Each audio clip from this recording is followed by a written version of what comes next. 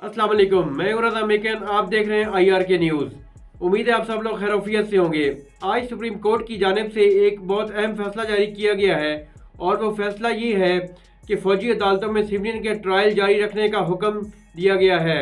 Supreme court ने फ़ौजी अदालतों में सिविलियन का ट्रायल जारी रखने का फैसला कलअदम करार दिया था और उसे रोक दिया था, लेकिन आज फिर सुप्रीम कोर्ट के 6 रुकनी बेंच ने समाअत की और उसमें 5-1 के तनासब से फैसला जारी किया है कि आज से फौजी अदालतों में सिविलियन का ट्रायल जारी रखा जा सकता है। लेकिन सुप्रीम कोर्ट को आज ये फैसला क्यों करना पड़ा? हालांकि माजी में सुप्रीम कोर्ट ने ही फौजी अदालतों में सिविलियन के ट्रायल को रोका था और कहा था कि फौजी अदालतों में सिविलियन का ट्रायल नहीं हो सकता। क्या वजूहात बनी और ऐसी क्या मजबूरी बनी कि सुप्रीम कोर्ट के जजेस को आज ये फैसला देना पड़ा?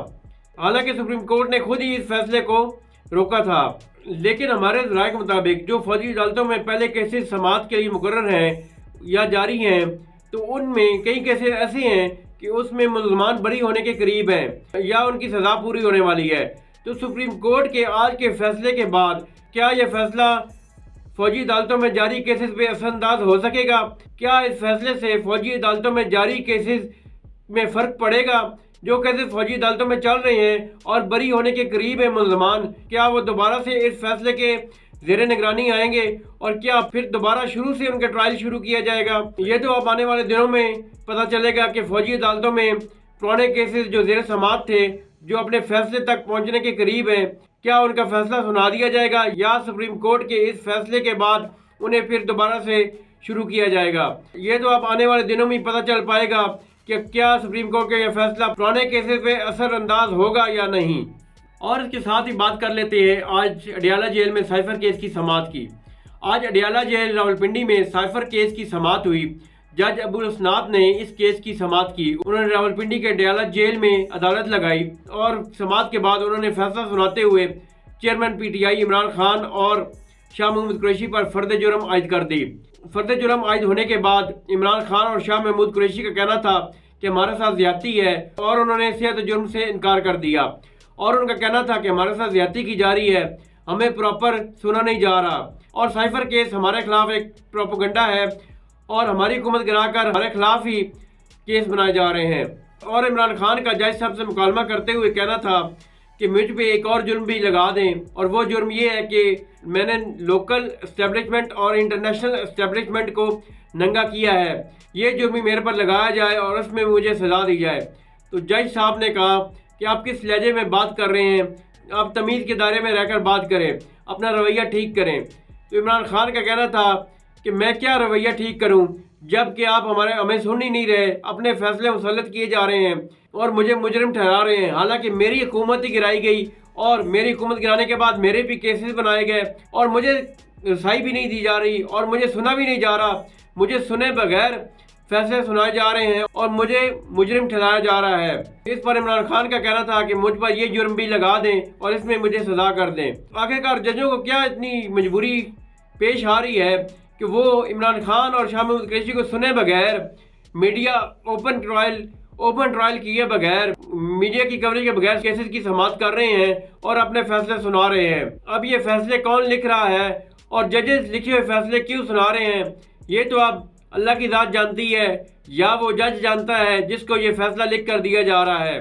हम उम्मीद करते हैं और आला अदलिया से दरख्वास्त करते हैं कि इस पर नोटिस लें और हर पाकिस्तानी शहरी को बराबर इंसाफ फराहम किया जाए।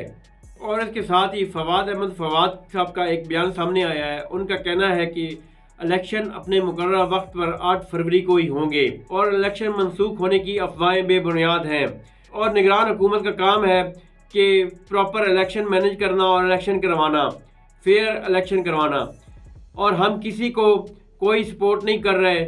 और उनका कहना था कि निगरान हुकूमत किसी को लाडला नहीं समझ रही और ना ही किसी के साथ लाडला के तौर पर पेश आ रही है। तो यहाँ एक सवाल तो बनता है कि फवाद साहब, क्या नवाज शरीफ को लाडले की तरह ट्रीट नहीं किया जा रहा?